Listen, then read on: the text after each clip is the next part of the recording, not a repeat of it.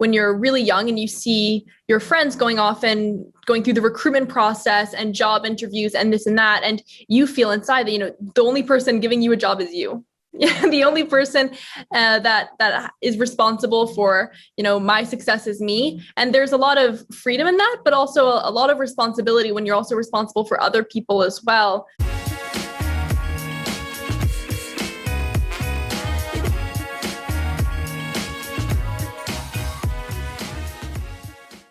Welcome back to another edition of COVID-19 from Crisis to Creation here on Mentry TV. I'm Patricia Falco Beccalli, your host. I wonder, if you are an entrepreneur, how difficult was it for you? Go out and pitch your idea, your business idea to potential investors, especially during lockdown. Well, basically impossible if you had to do it physically, right? So what you might have used is this. Zoom, some sort of technological platform or, tool in order to get to potential investors. But still, would you get to the right people? Would they give you the time, even if it's just on Zoom, even if it wouldn't cost anything in terms of travel expenses, just the time to sit down and spend some ear and some interest with you and your idea? Well, I'm quite sure it was tough for many, but there is hope out there because there's the creation of Vintro. Vintro stands for Virtual Introduction, and Vintro has been hugely successful. It is a startup company and it's been launched by Noor Sugrue. I hope I did say your name right, Noor. And Noor is joining us, telling us a little bit more about what Vintro A is and B, its benefits. Thank you so much for being on the show here. Hi, Noor. Thank you so much for having me. I'm so excited to be here. Noor, I hope I said your name right. Can you just repeat your last name so everybody knows? Noor Sugrue. It's okay. I get it all the time. You know what? When I had still my maiden name, Sarvas, which is spelled Szarvas, I had the most exotic kind of names coming out. But now with Falco Beccalli, it's not that different either. But there you go. So we share this kind of legacy when it comes to names. But Vintro is a great name. It kind of sticks with you. Tell us a little bit about what Vintro actually is. I tried to explain it a little bit, but you as a creator, tell us more. Essentially, if I really boil down what Vintro is, it allows anyone, no matter where you are, no matter where you come from, to get access to time from some of the world's most high profile and influential business leaders out there. And when I founded Vintro, it was really about trying to think of new ways that we can break down historic social barriers that have kept people apart to offer as many opportunities to as many amount of people as possible. If I think about, how many problems out there today, now more than ever with COVID, I think it's really brought a lot of things to the surface. And it's really heartbreaking to think about how many of those problems have solutions out there, but they're never going to see the light of day because, the founder was born in, a small village in Cambodia or Ethiopia or wherever you want in the globe. So it's about, trying to make sure that no good idea is left behind. So it's about access and reachability and being seen somehow. I wonder though, your idea, how did it really start? Because you're very young, you're 19, you're still at college yourself, about to graduate from your studies in Chicago, but you were an avid fan, or you still are an avid fan of Shark Tank. I'm as well. I'm sitting there with glued to beat Shark Tank or Dragon's Den or whatever they're called in the different countries. And then all of a sudden it struck you. Tell us about that. I was actually watching the show for the first time with my family. I know it's really crazy because it's so popular here in the US, but it was around the holidays, and my family and we got into such a heated argument about, no, we want this person to win, or this is such a great idea. It was so much fun. But what it really highlighted and brought home to me is the lengths that entrepreneurs will go to get in front of the right people. And it was heartwarming. And we love to see our favorite entrepreneurs, cut deals that we think were super awesome. But also it was important to think about what happened to the entrepreneurs that didn't make it onto the show, who still had amazing, powerful ideas. And how can we go in and create an ecosystem to really support them? So that's really how this was founded. It was back in January of 2018 that I founded the business, and it's been a really exciting journey ever since then. So you are in the position yourself, having to pitch Vintro to potential investors or just people to get them on board on both sides, be it the investors, actually on three sides, investors, leaders, and also the entrepreneurs. Tell us a little bit about your own journey, how you got into it before we get into the details of the business itself. Yeah, I think what you touched on is a really important point. I think not a lot of people notice that just from looking out, is how many different people we cater to all at once. But I found this back in January of 2018. I always tell people, I know how hard it is to reach our leaders because we had to do it. And I spent the majority of 2 years doing just that. That was all we were doing, was trying to build up the supply to then be able to go out and go out to the market where the demand is. So I tell people, some of the people on the platform, for them, it's not about the money. It's about trying to find ways to hear new ideas, be intellectually stimulated, get involved in super cool businesses that they're passionate about while protecting their privacy and their time. So from their perspective, they love it. And what we realized through doing this, when we started reaching out to entrepreneurs and when we started doing it ourselves, is that through Vintro, we can offer these engagements in a much more efficient and, most importantly, much more cost-effective way than it would be if you were going to go about trying to meet, I don't know, Barbara Corcoran on the street, right? Or organically, or per the status quo today. I think people don't really take this into account because, they say, oh, it's the way we have to do things to get business done. But the reality is, you don't have to sit there wasting your time trying to send cold emails, cold calls, being ignored. You don't have to pay to go to some, conference where you're going to hope and pray with your business card, or even now with Zoom where you're going to stand in a virtual line. I don't even know what that means today. But there's a much more efficient alternative out there because we guarantee those interactions. And that's what was really, really important to us. Let's make sure, no one's left feeling ignored, because I know how difficult it is when you reach out and you're just left with nothing. That's really, really heartbreaking. That is heartbreaking. And I have to say, being an investor myself, I really, every kind of pitch that lands on my desk, be it through LinkedIn or directly into my mail, I always, even if it's just a one-liner, I say thank you. And if it's interesting, of course, I take it further. If it's not interesting, I say, always thank you, and I wish you the best of luck. And if I can help, reach out again. And sometimes I get these reactions where people go, oh my God, you responded. Thank you so much for saying thank you, even if it's a no, that it must be quite harsh out there where, a lot more successful investors, guess they don't even have time to respond. I mean, they're so flooded that the few that land on my desk is nothing in comparison. But I think it's quite important to make a point also to say thank you to all of these people, including you at that point, to say, thanks for thinking of me as a potential investor and you would trust your business idea with, because I still see it at that level, for example. But coming to your business model, and you mentioned a couple of times that, of course, it is more efficient. The cost to pitch your business is reduced. Still, there is a cost. And this is where the interesting angle is for Vintro, because you do have a business model where you make money, but also the leaders make money. And eventually, hopefully, through guidance, insights, coaching, the entrepreneur will as well. Yeah, it's interesting because when I think about the alternative today, it's not free, but people don't think about it like that. People don't think about all the hidden costs that are out there. So what we really say is we're a much more transparent way of doing business. We just kind of bring it to the surface.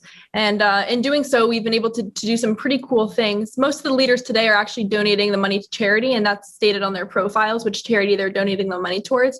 But you 100% mentioned correctly, there is still a cost. We've put a lot of effort into trying to make that cost really accessible for people.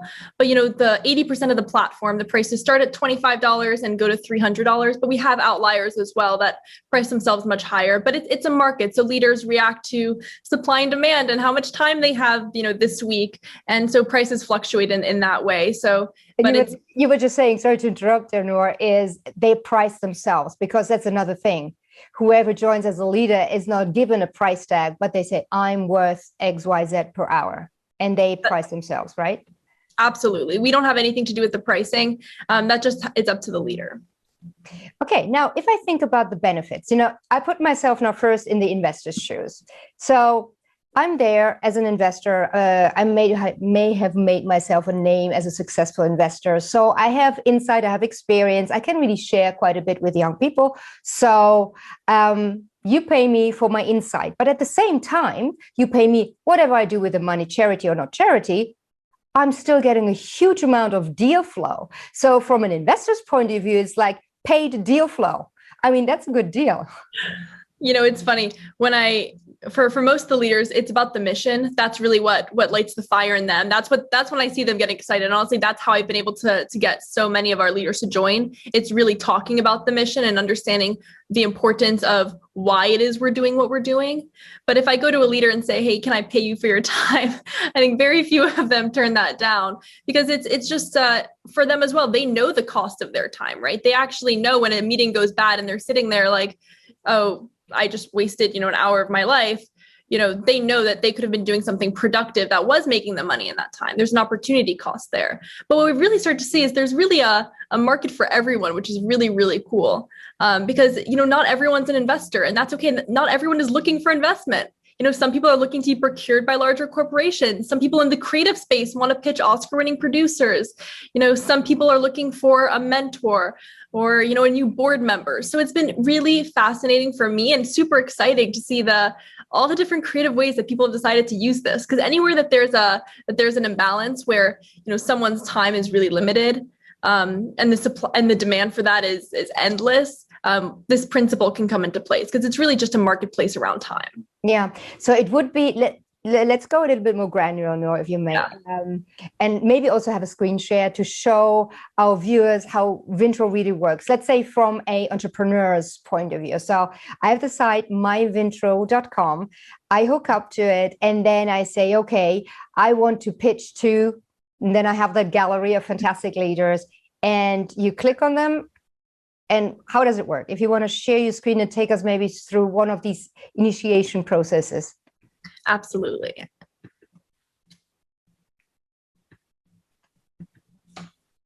Can you see that all right? Yes, very good. Beautiful.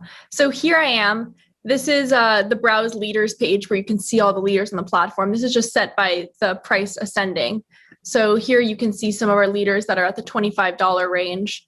But if I click on price ascending, this is, the leaders today.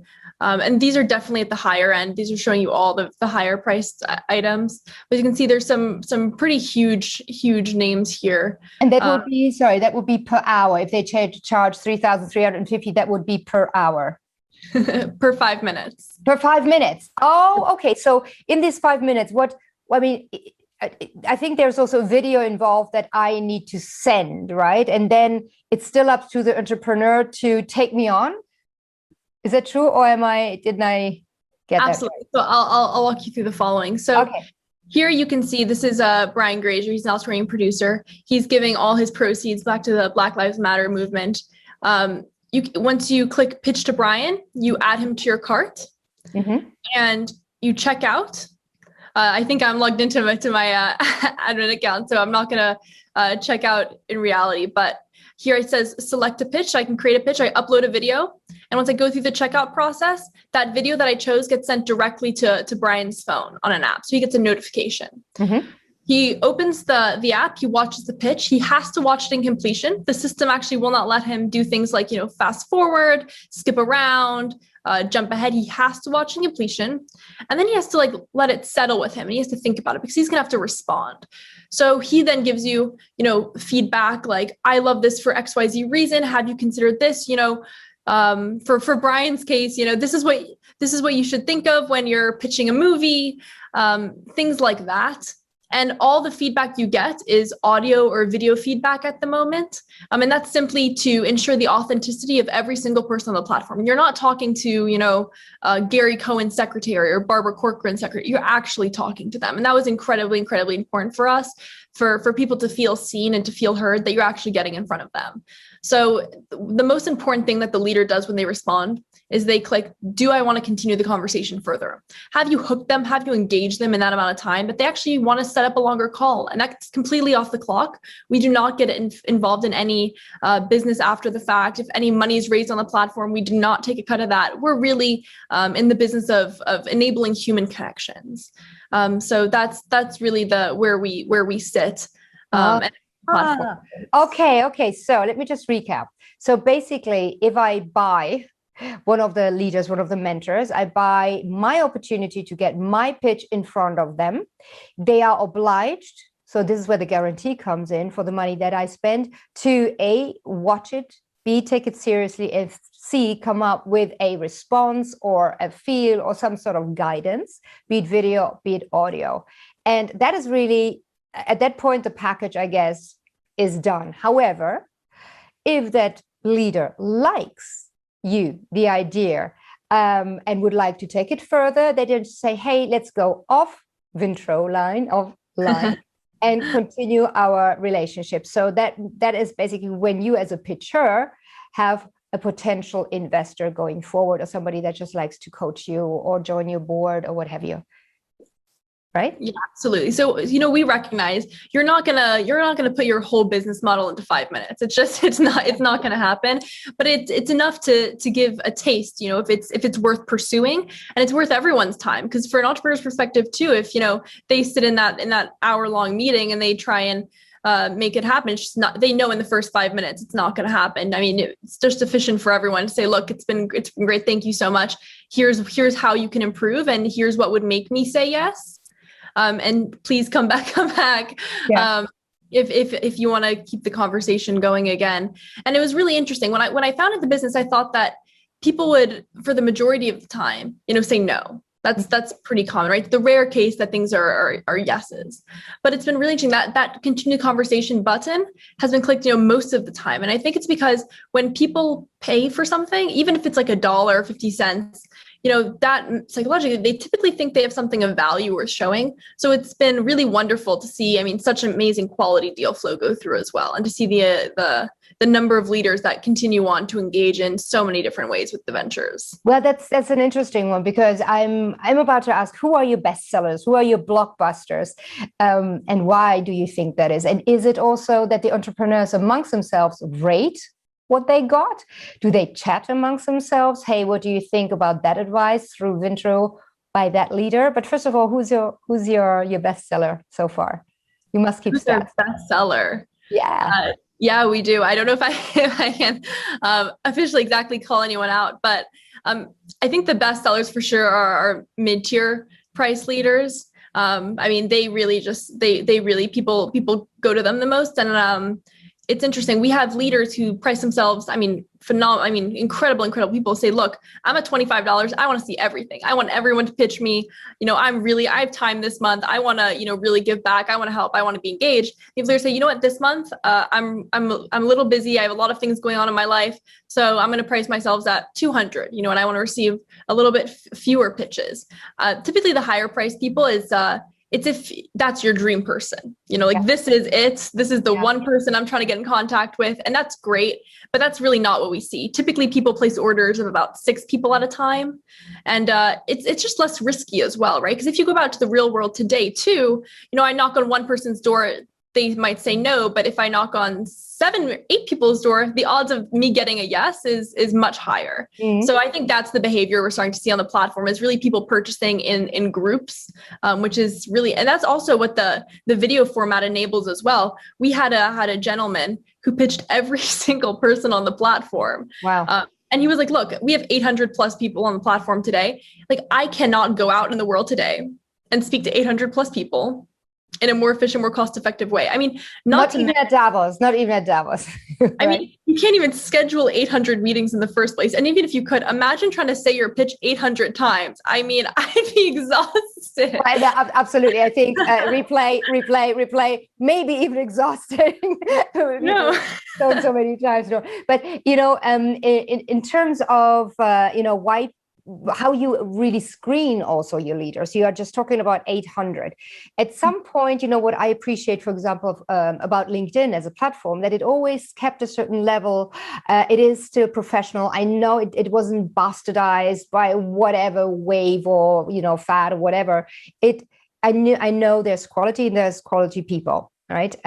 So how do you ensure the quality of both your deal flow and also the leaders that you let on at this point? You are at a level where you can say nay to some of those leaders, perhaps applying. Yeah, absolutely. I mentioned I found this business back in January of 2018. We kind of launched softly, putting it out there, getting people to really transact and messing around with it back in June of 2020. And, that's a long time to not be active for a business. And I can say the reason why was because we're really curating the network. That was incredibly, incredibly important to us. To make sure that we have the quality and caliber of person on the site, and also not just to focus in one specific area, but to really delve deep into a lot of different fields and industries, because good ideas are being born in every single sector. So that was really important. But in terms of the entrepreneurs themselves, we really do not like to limit people. We're not in the business of saying, no, you can't pitch XYZ person. Dream big. The opportunities are out there for you. Who am I to say that, you have an idea that's valuable? No, take it to the market and see what they have to say, beat it around a little bit, come back to the drawing board, change it up, go back. Our leaders see so many different opportunities, and they have the experience too to understand a different perspective that I certainly wouldn't understand in a lot of these videos. So that's really how we decide to approach it. We let the market decide. If a video ends up being successful or not, or a pitch. Yeah. But that's how we moderate them. But what I'm wondering is really about the people that are your leaders. I mean, you've got some amazing names here as advisors, ambassador. Philip Hammond. He was, I think, the ex-finance minister of the UK. I mean, you have got great people, and amongst them also James Caan. And James Caan is basically everyone's favorite guy. I don't know what this everybody's, but definitely he loves you. And I wonder, how did you pitch him? How did you convince him to join as one of the leaders? James is a great example of people who receives pitches, all the time.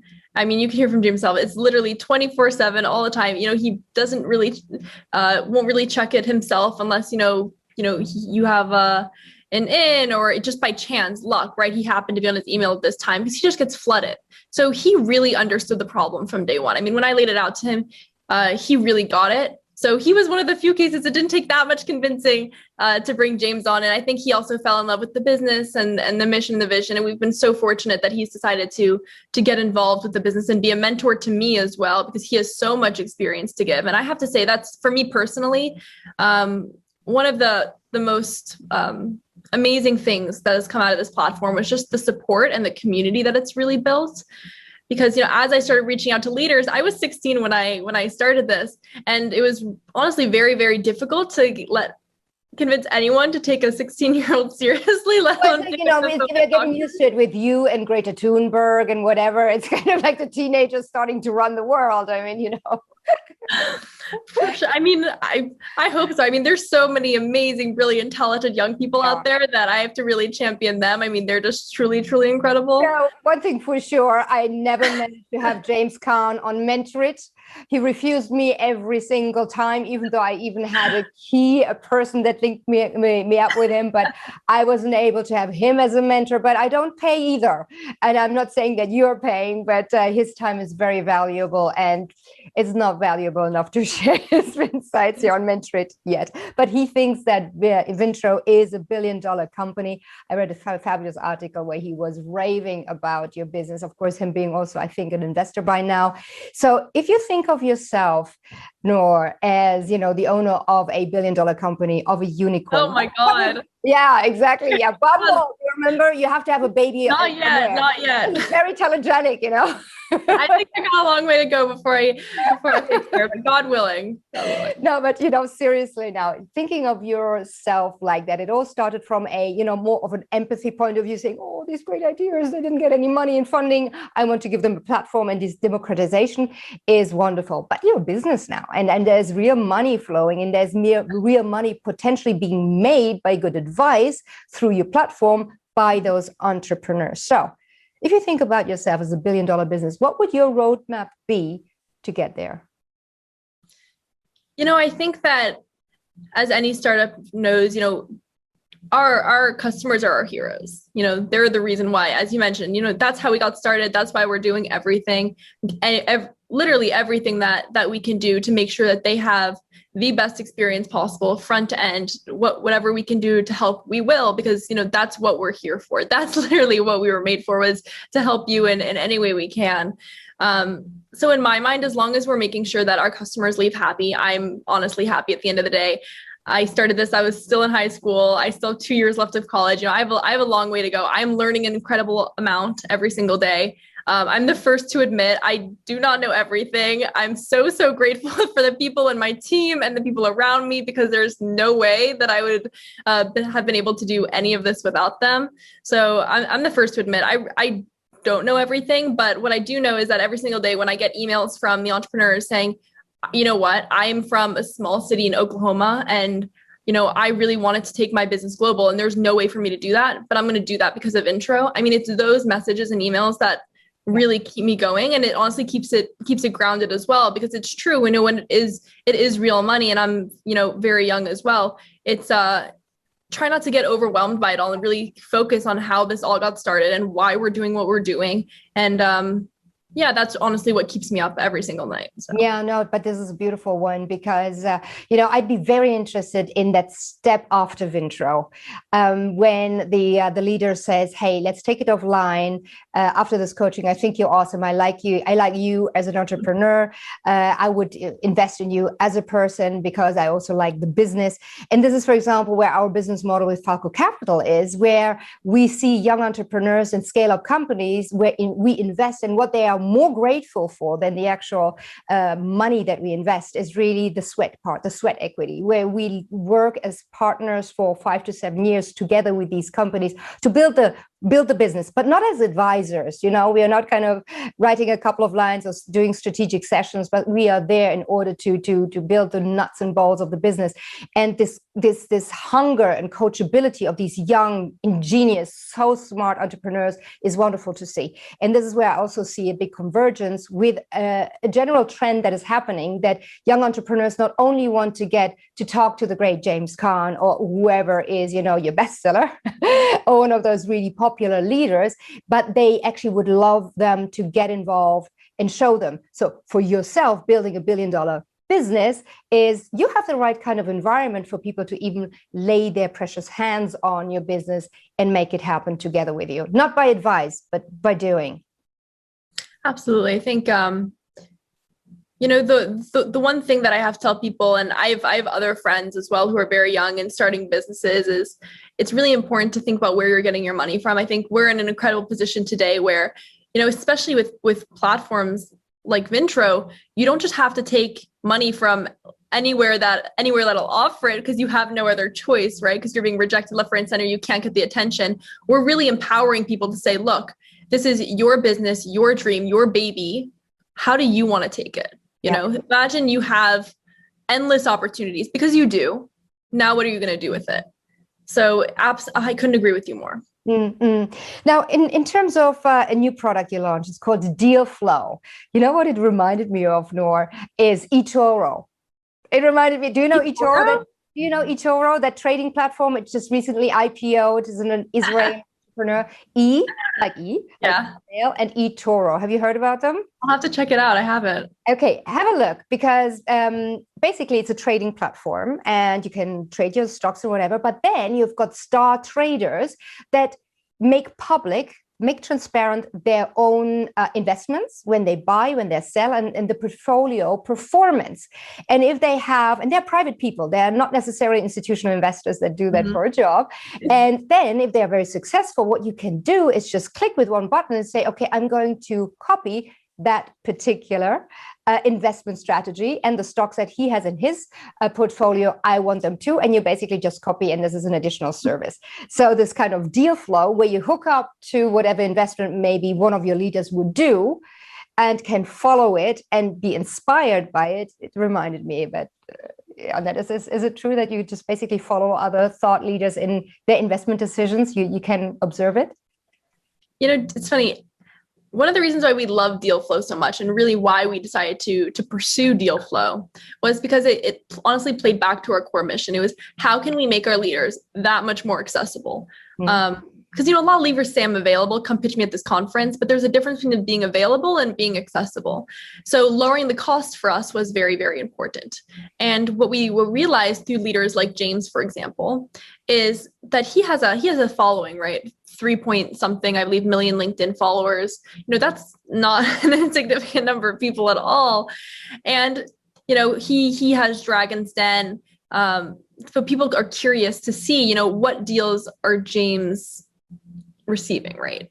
But a certain number of those people that are watching, some might be because they're just curious, they want a little private Dragon's Den or Shark Tank, but a certain number of those people are also going to be actual investors and accredited investors here in the US. And so what we did is we allowed people to subscribe to follow people like James' Deal Flow, and anyone on the platform, any of our leaders can enable Deal Flow. And what it allows is for people to watch the pitches and to jump in with James as well, or compete with James, which is really fun. And for an entrepreneur who's the biggest winner out of all this is they now, when they pitch James for his fee, they don't just reach James, they reach James plus, the 500 people watching him. Awesome. He drops the cost of reaching our leaders to honestly cents. And we've done this around universities and as well themes. So, the sustainable development goals, it's essentially a group of leaders who've rallied around certain themes. And who said, look, I want to hear pitches around this. And people pitch the platform, and it's been really, really incredible. We did one here in Chicago for Illinois restaurants to help them get back on their feet after COVID. But that's really amazing. I think our lowest cost to beat today is probably MIT's channel. And I think it's 5 cents to reach an investor, which is honestly mind blowing. You think about, the cost of everything in this world. I mean, you can't reach anyone for 5 cents today. No, that's what it was about. Absolutely. No, I think this is like economies of scale at its best, right? And that is all enabled through technology. Now you are already in the generation, you grew up more or less with, no, the iPhone wasn't there yet, but still technology was definitely something that you grew up with. How much of an enabler is it really, and is it going to be for businesses, individuals in general, our world, do you think? What do you hear? What do you feel? It's really interesting. I think before COVID, it was for sure more of a struggle to even get people to consider something like making a pitch video, right? Or honestly, sitting on a Zoom call. How many of us knew how to use Zoom before COVID? I did not. Now all of my classes are on Zoom. All of our meetings are on Zoom. Everything is on Zoom through technology. And I think that's honestly something that's here to stay.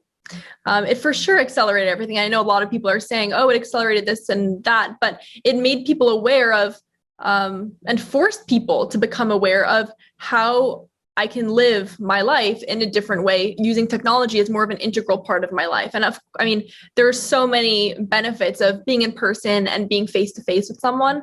But when you can't, this isn't a bad alternative. I love being able to talk to you and be here today as well. So there's so many benefits of it. And I do think that in a lot of ways, it's a lot of the things that we've experienced over this past year are going to be here moving forward. Yeah, I think there's a lot of time efficiency. Not so sure about emotional efficiency when it comes to technology being I think from that point of view, it's a whole different conversation, I think.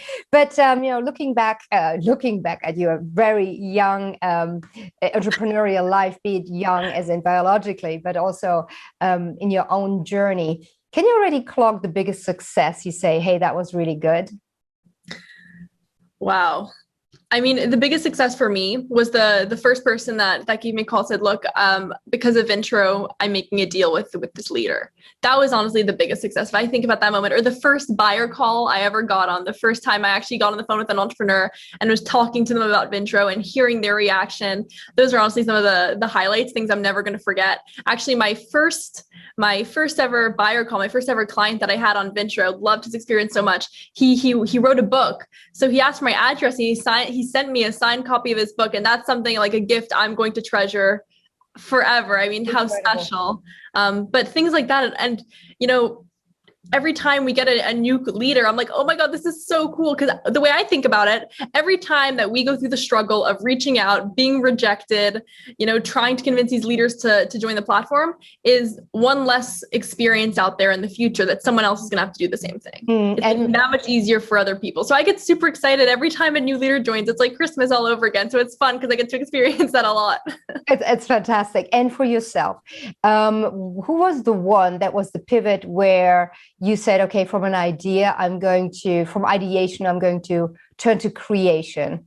Who was your first mentor, sponsor, who gave you that nudge and that actual support? My dad. Yeah, good. The triple F. Are we talking about the triple F? Totally. If it's like you're going back to the origin, me sitting in my room with like paper on the floor, literally drawing this out. I've never coded anything in my life. So there's far more talented people on the team than I am doing that.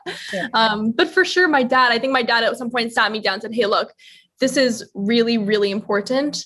This is, an idea that's going to change people's lives, and you have responsibility to pursue this. And, I'd seen entrepreneurship in my family, so it's something I'd seen before.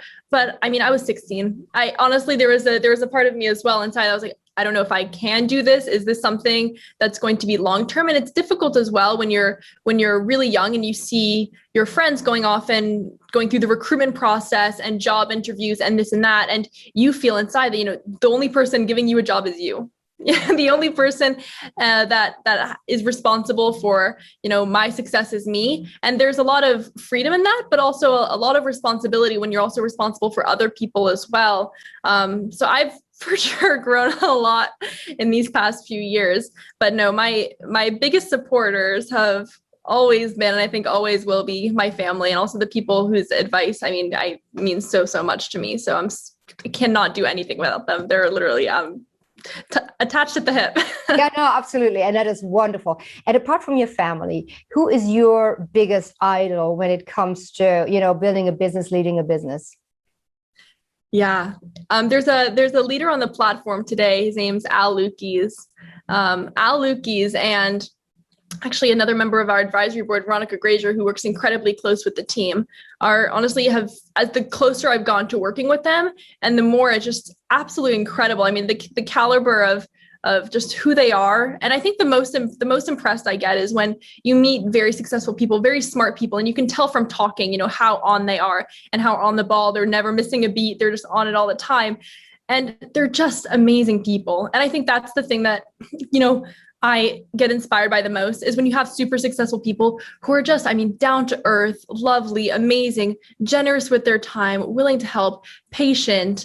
I cannot praise either of those two. And honestly, the whole member of our advisory board as well, they've all joined and they've all been huge inspirations to me. And that's one of the reasons why I've been so incredibly grateful to invite them all to the advisory board, because I want them around. I'm trying to learn as much as possible, but I cannot say enough good things about every single member of our advisory board.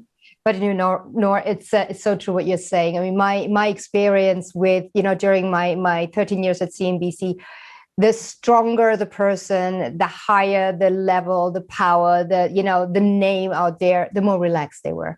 Honestly, they were relaxed. They were forthcoming, understanding, willing with you. It was always kind of the mid-management and, the PR team, with all due respect to the PR team, but they somehow had to get their job going and keeping it, gatekeep, because the people themselves, the whole VIPs, be it in business or in other sectors, so down to earth. They don't have to prove anything. Nice people. Yeah. Great people. Absolutely. No, I totally agree. Last one for you before I let you off, Noor. So what would you say, you, having been already, being on your journey, what are the 3 do's and don'ts you would give as an advice to other young potential entrepreneurs that think they have a great idea? What are the do's and the don'ts you've learned and you would like to pass on? I think one thing to do is talk to everyone. It doesn't matter if they're in your space, not in your space, if it's your Uber driver, literally talk to everyone. You'll hear such really cool, interesting things, and you'll hear amazing, amazing feedback, especially in the early days. Talk to everybody. I think, the second thing I have to say is something that I probably fell victim to as well is, if you are very young, trying to get people to take you seriously can be a struggle. And I think sometimes people can overcompensate. I can't tell you how many times I try to show up in like a navy blue blazer, and this is just not me. I'm never going to show up in like a navy blue blazer and be so like buttoned up and professional, because that's just not me. It's not the reality. And no one wants to see that. I think as well, realizing that there's incredible power for young people today in being young and pursuing whatever it is that you want to pursue. And I think coming to terms with that and saying, look, I I can be exactly who I am, because that is why people, love Vintro and will fall in love with you and your business, is because you are being exactly who you are, and, not falling victim to trying to think you need to be something else to break into a certain sphere. And I think today as well, we're realizing you don't have to have corporate background to start a business or do anything else. I think there's so much available information on the internet today. And I think it's really came to the surface, stories, and how storytelling is so incredibly important. And when you see those stories, it really inspires people to say, look, I can do this. I'm seeing someone who is like me doing this. This is really possible. So I think probably the one of the biggest things that I'm have come to terms with, that I'm probably still coming to terms with, is just how much of your story to share with people, because it is a big part of your business. I think for most founders today, you founded a business for a reason. It didn't just come from air. There was a purpose behind it, and I think being very open about what that purpose is and what's really driving you and keeping you up is very, very important, especially for young founders and young professionals out there who are just at the very, very beginning of our journeys. Yeah, absolutely. I think you're so spot on. It is true. I mean, talk to everybody, but how transparent can you really be? Because I've seen it over and over again, also amongst the investors. They see a great idea, a young entrepreneur, and they're easy prey as well, And one of the things that I always pass on to my mentees is, do your due diligence on your investors. I know you're desperate for money, but, this is very short term. Money will come, but, the long term is the quality of the person behind the money. Are they only there with the money? Are they going to knock at your door for dividends within 3 months' time? Are they going to facilitate, help you, maybe be even with you on their journey? Or are they going to come demand in the most unopportune moment of your business? And so I think that is very important what you said. Okay, so talk to everybody, but also don't be silly. Don't be. Oh my God. Absolutely. I mean, I can't tell you, because I jump on the phone a lot with the entrepreneurs and our customers. I can't tell you how many times I've heard people say, Noor, thank you so much. I've been burned so many times, because at some point, it's very, very difficult mentally as well to start a business. It's very taxing. And for people to say, look, when someone offered me money, I was just so desperate at that point in time that I had to take it. I mean, no one would even pick up the phone. Finally, someone picks up the phone. I'm going to do it. I'm going to jump at that opportunity. And I think in a lot of ways, yes, it's very important to jump at opportunities. But I think what you said about doing due diligence and making sure it's right for your business in the long run is also very important. I think one of the reasons why I've loved Vintro so much, and why so many people love Vintro as well, is, again, it's giving the power back to you. And it's really empowering you to say what's right for your business at this time. And I think it removes a lot of the barriers that have previously held people back from doing just that, and thinking about what's best for your business and what's the dream, because you can do it all. Yeah, no, I love it.